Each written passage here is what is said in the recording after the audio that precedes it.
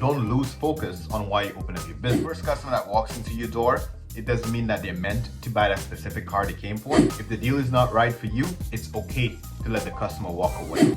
If the trading is not worth it to you, lose the car deal. You'll end up upside down. You're gonna make money today, but you lose money tomorrow on that trade. Check the mic and make sure it sound right, boys. Now, the reason why I'm saying do what's best for you and what's best for your business, it might seem like it's obvious. However, when you get into this business, specifically the automotive business, every business you got to put your customer first. You got to do what's best for the customer, and all that kind of jazz. Which, you know, in some sense, I could understand why people say that, and it could make sense. But here is the mindset of why I'm telling you just do what's best for you. You see, in buying and selling cars, there's no rule that says like how much money you should make on a car. There's no rule that says what your profit margin should be. And sometimes when you get caught up in just trying to put the customer first, obviously you want to try to give them the best possible deal that there is for the customer, but that can be taking money off the table for you. Not every single deal is going to be super profitable for you. So those that you can make money, you got to take that money. There are sometimes you can lose $1,000 on a car or even more. There's sometimes you can make $1,000 only on a car, like you see when I made on that profit reveal on that Santa Fe is about $1,000.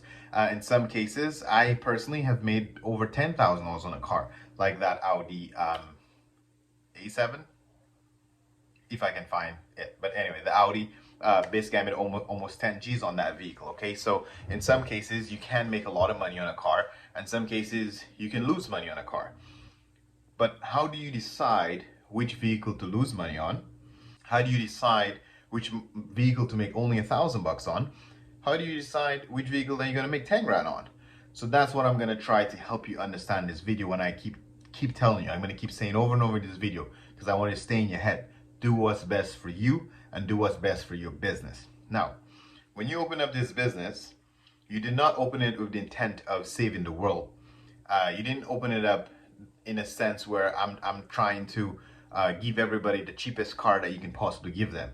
If you open up the business because you wanted to make a difference and you wanted to save the world, you'd open up a charity. You open up a business because you want to make money. Whoever who's going to watch this video and hate on it, who's doing it 9 to 5, you didn't go to your 9 to 5 for fun either. You went and worked for that person to get a salary at the end of the Friday or every 2 weeks, however you get paid. You went to your job to make money. So don't lose focus on why you open up your business. You open up your business to make money. So why did I decide to lose money on some cars? Why did I decide to make 10 grand on a car? And why did I decide to make just $1,000 on a car? How do you know? So always answer that internally. Is this what's best for me? In a situation where I've lost money in a car, is back then cars were being financed with floor plan people like AFC Nextgear. And end of month, you have obviously rent to pay for your massive location. You have employees to pay every Friday. So when it comes to the cash flow, sometimes if you're running low on cash, because like I always tell you over and over, this business is a cash intensive business. When you need that money, a customer comes to you and you decide to lose $1,000, $2,000 on a car. The car is probably, let's say, a $20,000 car. At this point, you're probably not looking at how much money you're making or losing on that car. Even if the customer is getting a banger of a deal, even if the customer is getting a steal from you, quote unquote, it doesn't really matter, because what's important to you now, what's best for you now, is to get that cash flow to pay the bills at the end of the month. So in this case, even if the customer wants to think they win, it doesn't matter. You did what was best for you. And what was best for you was balancing your books at the end of the month, having money to pay your bills. Because in this business, you'll also learn it's not a matter of how much money you make per car, it's how much money you make at the end of the month. Because some cars you'll make a lot, some cars you'll make a little bit, and some cars you'll make none. So did you come up at the end of the month? Did you end up on top, or did you end up underwater at the end of the month? That's all that really matters in this business. And then obviously a scenario of where you would make only $1,000 on a car. I mean, as long as you were selling the car at fair market value. And that's the part that I want you to understand, and I want to be super clear with you on that. As long as you're selling the car at fair market value, You should not worry about how much money you're making on that car. Neither should the customer care about that. If I'm selling, example, that Santa Fe that I just sold, and I sold it for $7,800, and if every dealer is selling the same car at about the same price, that means I'm giving the customer very competitive, and I'm giving the customer a very fair deal. So if I make $500 on that car, or I make $1,000 on that car, or I'm even making $3,000 on that car, it shouldn't matter as long as you give the customer a fair deal. You give the customer a fair deal, you're doing what's best for you. You do not play with the margin too much. When I made $10,000 on that Audi, the customer was also getting a fair deal for what they were buying. And I knew that it was a fair deal, so there was no reason for me to hackle and play the yo-yo game and back and forth, because customers keep saying they don't like hackling. So price your car fairly, and you don't have to do the yo-yo. If your car is priced fairly, the customer will do equally what's best for them. They always do what's just best for them. So which means they're going to shop around, they're going to look at your car, and if they don't like your car, or they don't like your price, they'll also go to another dealership and shop around, and then probably test drive another one similar to yours. And if yours ends up being the best car, they'll come back and buy yours anyway. So that's why you can't be always thinking of what can you do to make that customer close today. Offer a fair price, do what's best for you, let the customer do what's best for them. And why this is so important for you to understand and remember is, if you always just do what's best for the customer, what is best for the customer? The customer want to pay as minimum as possible. The customer want to keep as much money in their pocket as possible. So what is always best for the customer is to give the car away. Sell a car next to nothing. Okay? And eventually when you go bankrupt or go under, the customer moves to the next shop. They don't care that you couldn't feed your family this weekend. They don't care that you couldn't do groceries this weekend. They don't give two shits about that. They want to save as much money as they can save. So you now have to make as much money as you can make. And don't feel guilty about it. Making money is not a negative thing. So that's a takeaway I want you to understand about the consumer side of things. Now, just before I end this video, I'm also going to give you an example of when it comes to the auctions. You also have to do what's best for you. So I'm not just ranting about customers. I just want you to understand, when you're making business decisions, don't be afraid of making money. When you're making business decisions, whether you're selling, whether you're buying, always just do what's best for you. At the auctions, every single time you bid on a car, even if you're the highest bidder, they'll tell you that you didn't hit the reserve, they want $500 more, they want $1,000 more. Don't get caught up in that shit.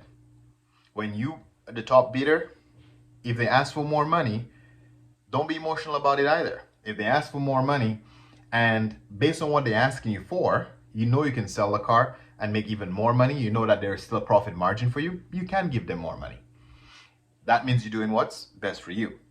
If they ask for more money and you realize that, your margin is not comfortable enough for you and you don't want to give them more money, then just don't.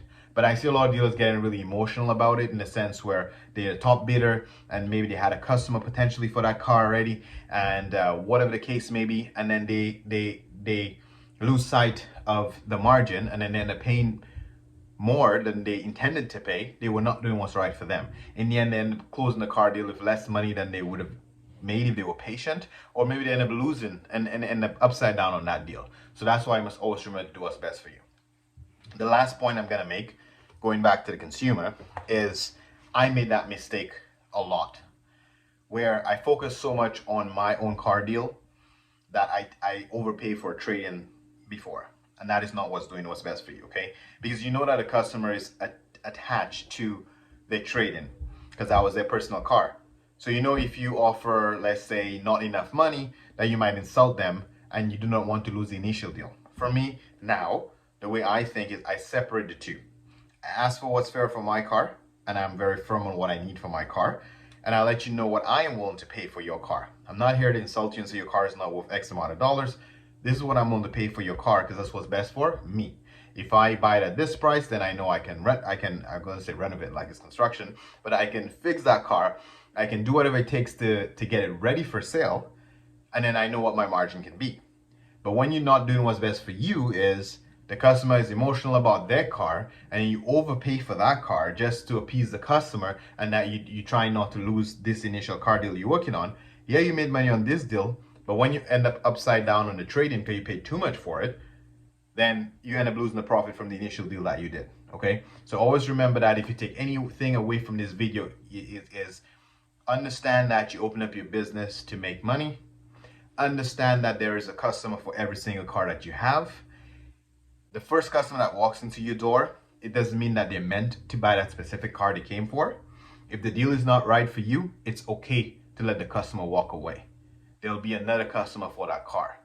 If you about to sell a car deal, and even if you're gonna make money on that car deal, and the trade-in is not worth it to you, and by not taking the trade-in and by not overpaying for the trade-in may allow you to lose the car deal, lose the car deal, because you will lose money on the trade-in and you end up upside down. You're gonna make money today, but you lose money tomorrow on that trade.